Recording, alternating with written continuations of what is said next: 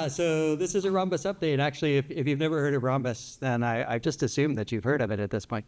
Rhombus is ready for you is the main message. So there is a web page now, and it will tell you more what Rhombus is if you haven't heard of it. But it's a language on top of Racket that doesn't look like Racket to you necessarily when you first glance at it, but there's some example programs. There's what the classic area function over a rectangle abstract would look like, and some other things that show you the pattern matching notation, and that you can do strings and do dots in various places to have repetitions automatically work for you, and so on. Hey. So it's advertised as being ready for early adopters, but everyone in this room would qualify as a potential early adopter. The reason it's for early adopters is there's places where you just drift off into Racket a bit still. It's not like a hermetically sealed thing, and it may never be a hermetically sealed thing. But using it effectively still requires some Racket expertise at the moment because of the libraries that you need to work with. If you do get into it, then the place to start is the guide. The Racket documentation Rhombus documentation is broken up into guide and reference and meta. So unlike the Racket documentation, which is basically guide and reference for the core language. And the reference is telling you all about hashlang Rhombus, whereas the meta part is the stuff that you would use at phase 1 in Racket terminology. So anything on the right-hand side of defined syntax. And unlike hashlang Racket, which pulls all of that stuff in, we've kind of made hashlang Rhombus be the smaller thing. It's more like Racket base when you get started. And so as soon as you want to start doing macro stuff with Rhombus, if you want to, then you would import Rhombus meta. And you'd have to say open because imports in Rhombus, you access things using a dot unless you open them, all right, like in a lot of other settings. Or if you're doing macro and meta programming all the time, I often use hashlang Rhombus / and meta, which is a little bit more like hashlang Racket in that you get both phases all at once. So as you get started, those are the kinds of things you might use. You might also use the static variants of these, and I'll talk a little bit about what static means, but basically it's letting you use sort of annotations and not have to repeat certain things, but get Racket-like performance on selectors and get some basic checking that you haven't called a function with the wrong number of arguments, and so on. So I usually work in Rhombus static, actually. But Rhombus is the default to be more flexible and more dynamic like we're more used to. And for the near future, okay, so when you do the search on the docs, the one that says just Rhombus, that is the guide, and the reference is the one that says reference, and the metaprogramming one is the one that has all the macro stuff in it and the more elaborate compile time stuff. Actually, there's a fourth document, which is supposed to be the language model, and that one is incomplete right now. But it's supposed to be, how things really work in detail, like the very beginning of the Racket reference that no one ever reads anyway. So we'll get that filled in, but it's not so much there. Question? You have like 2 more documents too. There's like the shrubbery and forestation. Yeah, there are more documents, of course. And actually, I was going to point out one more. Which is for the near future, because you're going to have to use Racket libraries to get useful functionality. The Rhombus and Racket interoperability document will be useful to you. But start with the guide and ease your way in. It'll get you there. I'm not going to do a Rhombus tutorial today because I've done that in previous ones. I will show you some Rhombus code though in a moment, just as an example. But to give you the lay of the land, these are some of the libraries that are in place. You may notice there's a suspicious correlation with all the things I need to do on a day-to-day basis, like make slide presentations, for example. But the setup you'll find is that JSON is provided by the Rhombus-JSON package, which you could have guessed if I had not told you that, right? So the Rhombus packages right now, the convention is they're prefixed with this Rhombus-thing. But when you import it, like in Rhombus, to use the Rhombus library, you just say import JSON. Just like in Racket, you say require JSON. And that's because even though they share a module system underneath and a collection organization and all the package system and everything, the native way of writing modules in each language resolves in a slightly different way. So when you write require JSON in Racket, that's a shorthand for in the JSON collection, get the main.racket file. Whereas if you say JSON in Rhombus, that means in the JSON collection, get the main.rhm file. And so this is how we can keep using the same names in both places and not have them be mixed up. And so often the Rhombus ones are slight variations of the Racket ones, or sometimes it can go the other way. But that's how things all fit together. When you install the Rhombus JSON package, it does splice into the existing JSON collection. Right? So it's taking advantage of this distinction between collections and packages, which is not always ideal, but is put to good use here. Okay, so to show you some Rhombus code, why don't we make everybody's favorite program for today based on how many people are wearing it. So for the live stream, it's based on the t-shirt for this year. So this is a magic square code. Let's move over to Dr. Racket. No, that's not it. This is it. Okay, is that big enough that you can see? I'll make it a little bigger. I'm not doing the fancy 2D syntax, of course. I'm just using regular Rhombus native syntax. And if I run this, you get the right answer, 15. Spoiled it. If I make it not good, like I put 60 there, then I've implemented magic so that it raises syntax errors. And if it's like a bad magic square, like I used 5 wrong, then it'll tell me it's not a magic square. Okay? So it's a little bit different than the language that's on the slide. I pushed a little more into macro checking. Let's see how we implement this. So you can see it's hashlink shrubbery, just like you might write hashlink s expression and put a local module path. Instead of installing a package here, I just made square.rhm here. Let's look at this upside down. So here is the magic form. Much like the t-shirt, it says that A, B, C, and all those things are digits. I went with digit instead of number, and I said what digit is right here as a syntax class. So digit is either 1, 2, 3, 4, 5. And that's why when I put 60, it was able to say I expected 1, 2, 3, 4, 5, 6, 7, or 8. Right? It's reusing syntax parse and getting those kinds of error messages. The other thing I'm doing here is this is all compile time code where I'm checking to make sure it's a magic square instead of expanding. So on the t-shirts, the macro just expands to runtime code that does a check. That's really because we had to make the code as small as possible to fit on the t-shirt, and that's what was most convenient. But the thing is, so this A here as part of the pattern would be a syntax object, right? So I'd have to do the equivalent of datum or syntax arrow datum everywhere, which is called .unwrap. So I just made a little macro that I'm using at compile time. So this is a phase 2 macro, really. That takes every identifier and binds it to that name just with unwrap. So it's using Rhombus's let, which has this property it's like defined. You just put it in the sequence of your definitions and expressions, but it still does the let-like thing where the right-hand side doesn't see the binding.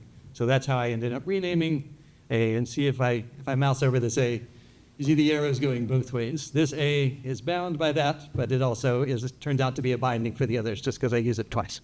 A. And math.equal does what you think it does.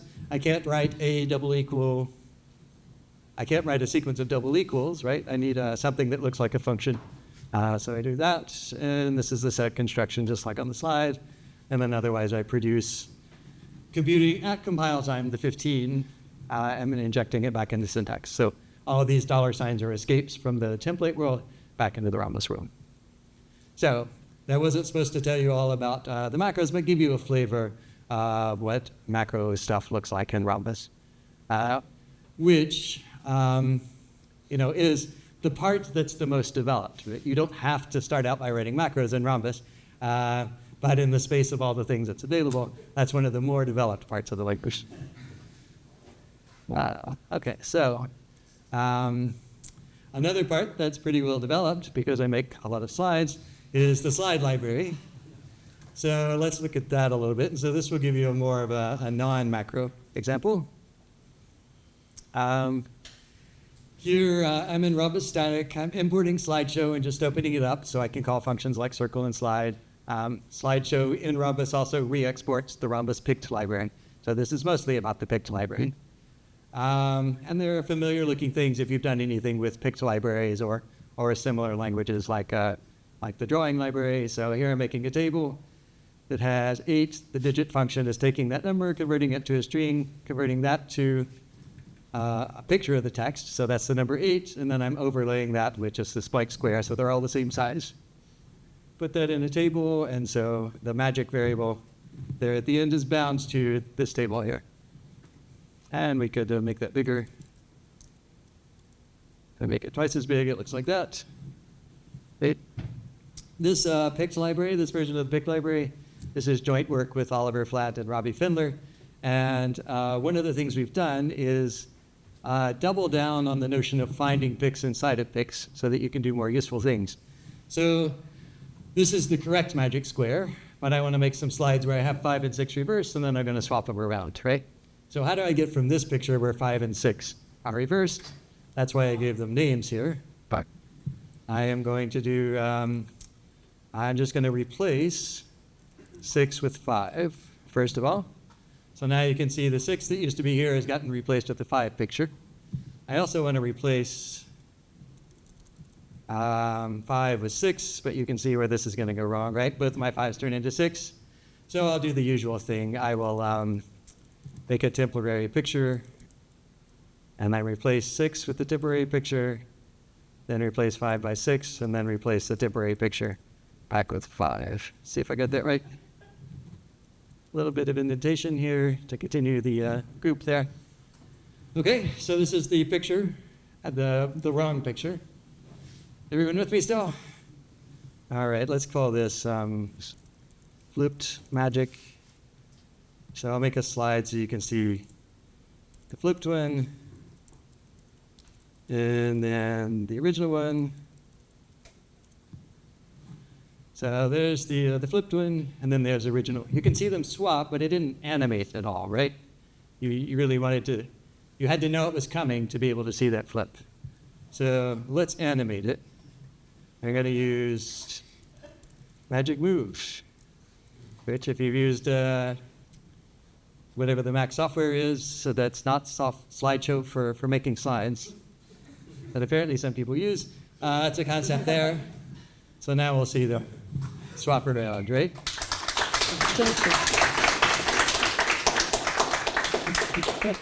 So let's show some other things. So that was a little too small.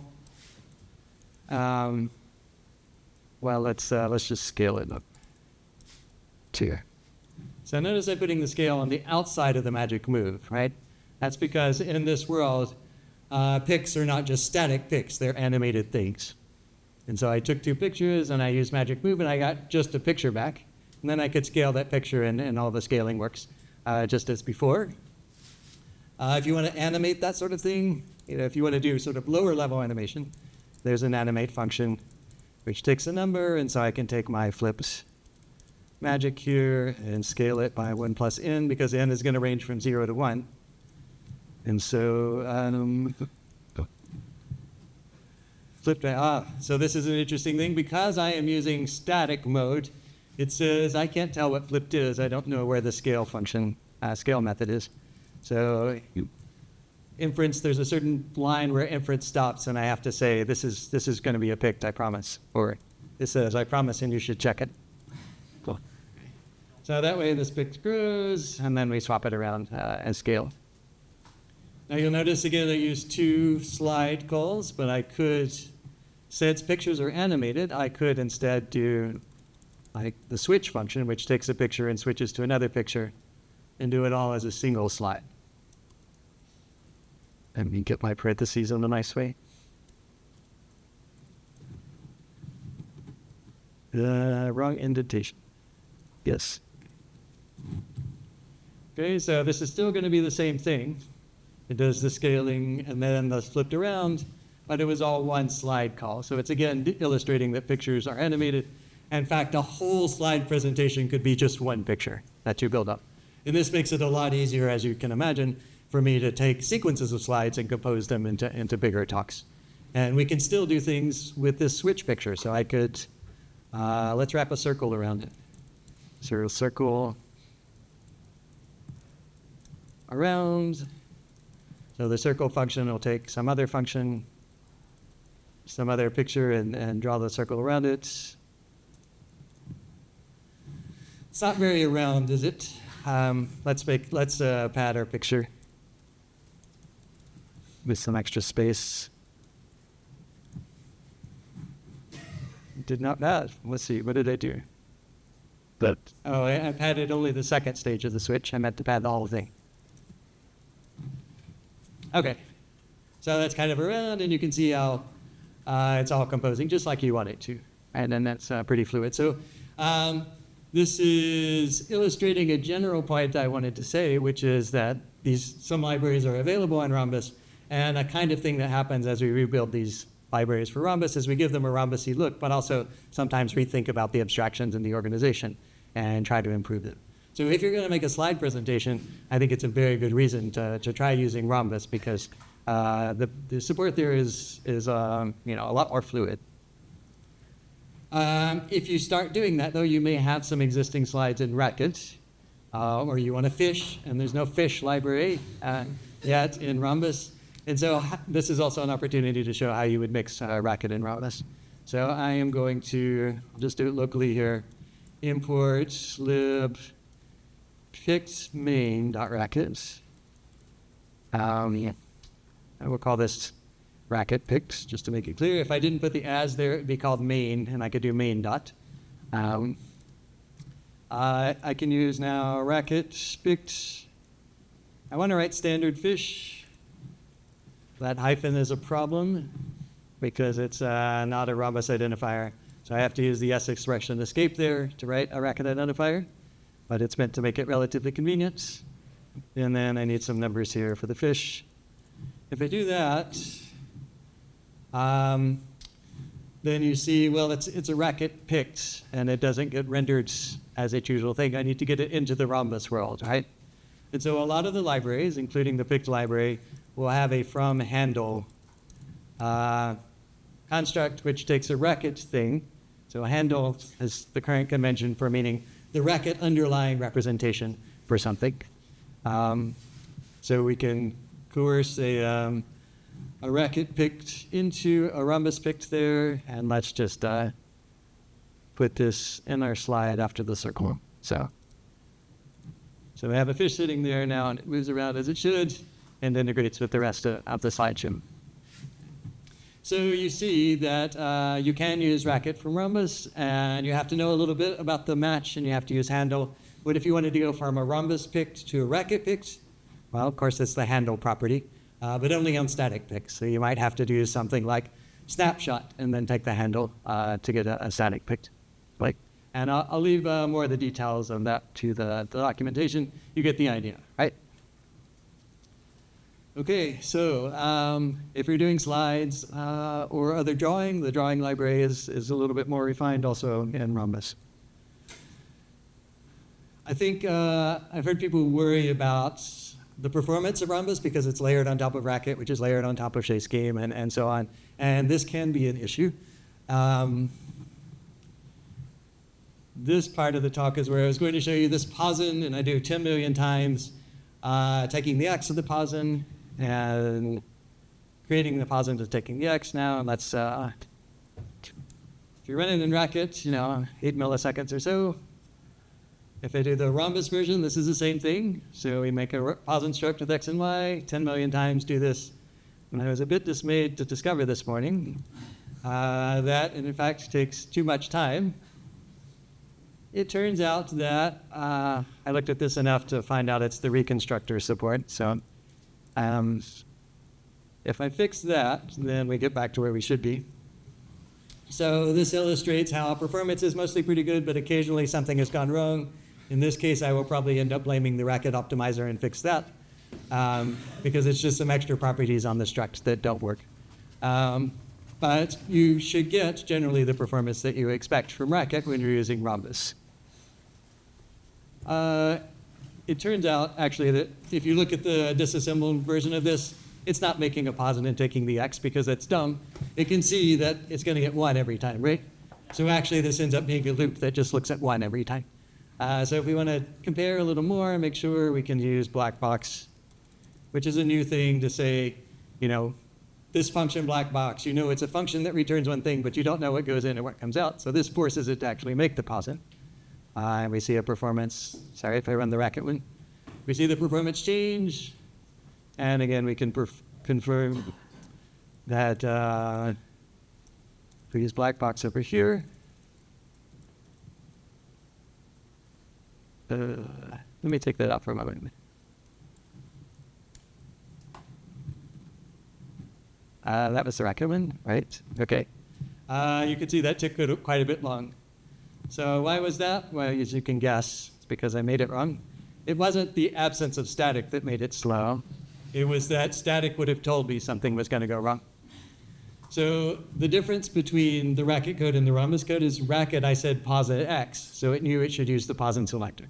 But now I've hidden this thing away. It doesn't know it's a posin anymore, and so it has to fall back to a slow, look for any X. Pretend I'm Python and just find some X. It'll be fun. So if I wanted to correct that, there are a couple of ways to go. I could use posin X, Racket style, like this, and then it won't complain. And if I run it at the command line, we'll get back to the same sort of performance as Racket. Another way to do this would have been to claim, or even say, if I just claim it's a posin, then we'll get the same performance. And if I say I claim it's a posin, but really check it to make sure I'm right, then there's maybe a little bit of extra overhead for the check. Although it's kind of subtle because we're checking and then using a selector, and so some other check may be discarded. So the point of this is to illustrate how you shouldn't expect things to go very different performance-wise, but there are different tools that are involved because of dot shorthands and so on, static versus non-static mode. And so that's something you'll find out about if you start using this. Another thing that I haven't noted, what if I put time here? That tells me the startup time. And so 132 milliseconds overall. And if I do it with Rhombus, I think we're going to see a much larger number, right?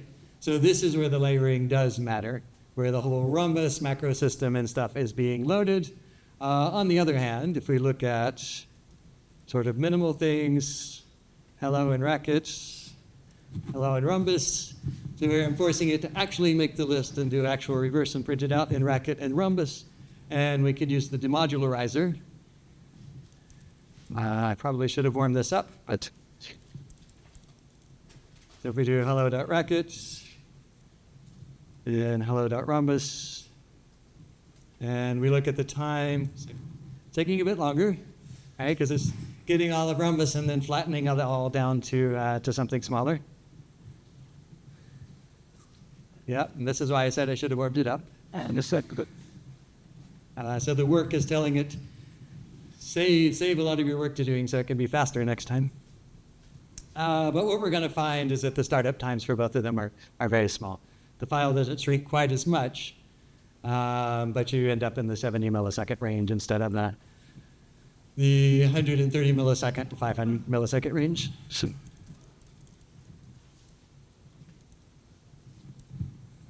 all right, so 75 milliseconds or so. So the demodularizer plays very well with Racket code, Rhombus code. So if you're trying to make something small in Rhombus, where this could be an issue, then it probably demodularizes well. Yeah. What's the time for the demodularize? Yeah, it's going to be similar. Yeah. So there is some difference, and if we look at the file sizes, you will see different file sizes. In the Rhombus version,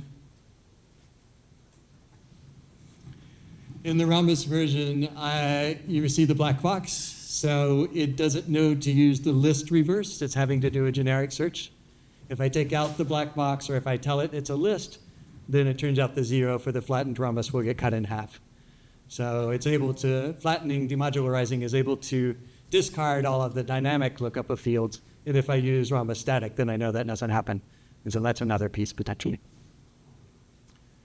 All right, let me kind of wrap things up here. We're in a stage where sometimes we do have to make backward incompatible changes. We've discovered that we haven't got something quite right in Rhombus, and so we change it. But it's already pretty rare.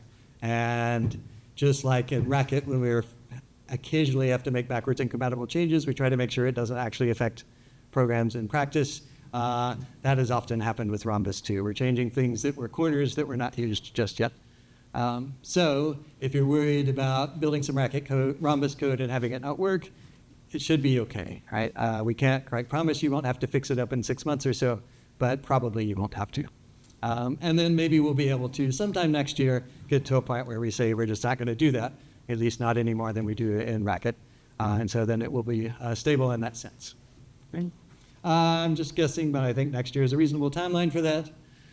What happens next? Well, I keep poking at an HTML library, so I'll finish that up and add it to the list. I am also interested in looking at the FFI more, where I think is going to be, again, a case where the Rhombus FFI can learn from the lessons of the Racket FFI and have some more direct generation of the code, and that'll involve some improvements at the Racket and the Shea scheme levels as well. So that's where I think it's going, but what Rhombus needs more at this point is your code and your libraries and your packages to move us from this stage where the core language is there, but getting to do practical things requires connections to Racket. We're at the stage now where we can smooth that out and make more Rhombus native variants of libraries that cooperate well with the rest of the language. Good. That's all I've got. I'm happy to take any questions you may ask.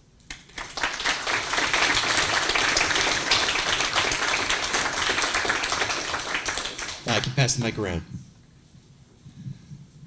Great talk, as yours always are. So my understanding of the goal of Rhombus was to come up with something that has the power of Racket, but is no parentheses and uses white space to make it more comfortable for normies and all that. So obviously you're trying to make it look like Python. So how does it profile as compared to Python? And have you tried it with students or Python programmers, and are they comfortable with it? And where is it going to beat Python? So I guess that's kind of a large question. But Okay. The middle part is the easiest to answer. Have I tried it with students? Yes, I'm on the 3rd semester of using this notation in the programming language class with Split, which is a variant of plate, which is what we used to use, which had the parentheses. So it works fine, and they're comfortable with it. And we even do a little bit of macros and a lot of quotes and escapes, and that part is all fine. So in terms of the syntax being approachable, I think that much is working. I wasn't sure what you meant by profile compared to Python. I think it's analogy. Time benchmarks against Python. Oh, it's going to be fast. I mean, it's going to be faster than Python in the same way that Racket is. So like if you write Python code that's mostly Python code and not actually calling to a C library for all of its time, then Rhombus is going to be significantly faster than that. Okay. And the last part of your question was... How's it going to beat Python? How's it going to beat Python? Right. Well, that's a great question. And I think I've been talking to people who do scientific machine learning in Python, because you have to be in Python for that space.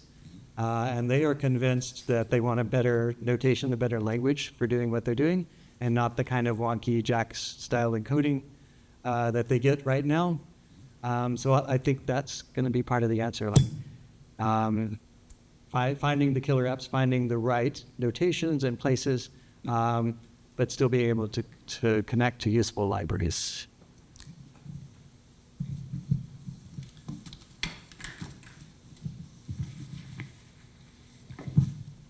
I think the animations and the ability to find things and move them around is really cool and can be valuable for creating animated educational videos. So 2 questions. Can you easily animate code moving around, like if you want to animate beta reduction or something? And can you export animated pics to videos?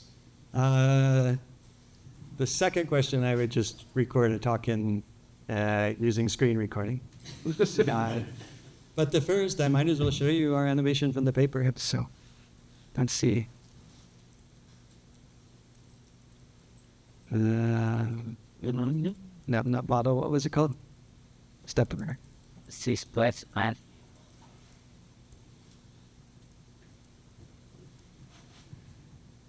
Yeah, so for this little demo, there is a Rhombus block form in Rhombus Pict that lets you typeset Rhombus codes. And yeah, it has the kind of escape. So this is a little wiggle to get your attention so you can see what's going to change. This is a kind of small step reduction like you would show your students. Good. Right? And Like that.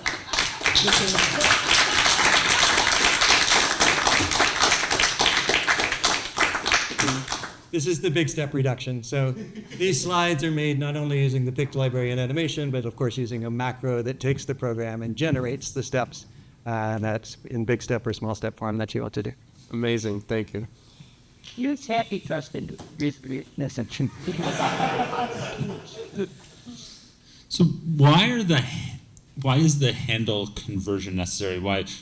Dr. Racket already knows how to draw a wide variety of different things that it pretends are the same kind of image. Why isn't that enough here? Well, to be honest, I expected the fish to draw as a fish because of Dr. Racket's conversion. I think Rhombus is getting in the way a little bit there because Rhombus is saying, oh, I shouldn't just pass this on, I should print it as a foreign thing. But more generally, the reason why wrapping works well is just this dot dispatch of methods in dynamic mode as opposed to static mode needs to look inside the record and find it. To do that, there's a protocol that makes it reasonably efficient. Not everything is wrapped, so a lot of things that are more primitive, like paths or numbers, of course, or strings, and arrays are really vectors. These things don't have wrappers, but then the core has to do special things to make the dynamic stuff appear to work, right? Just like happens in the inside of a pure functional language when it deals with numbers and so on, right? It actually has specialized representation of core support. So when you can't reach in and do those sorts of things, it's much easier to wrap it and have the coercions go back and forth, and the GUI library works that, and you're at a scale where the extra wrapper is not going to cost you enough to worry about. Yeah.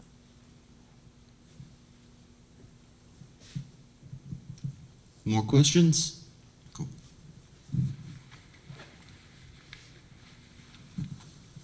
Like Can you go back to the magic RHM and point your thing up there?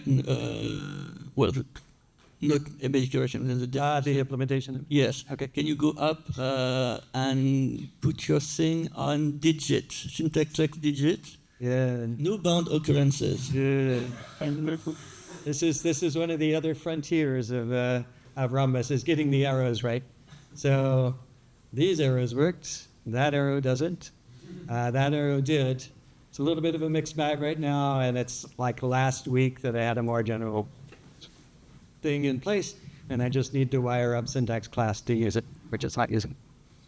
So all of this stuff that Racket has to be packaged right and used right at the Rhombus layer.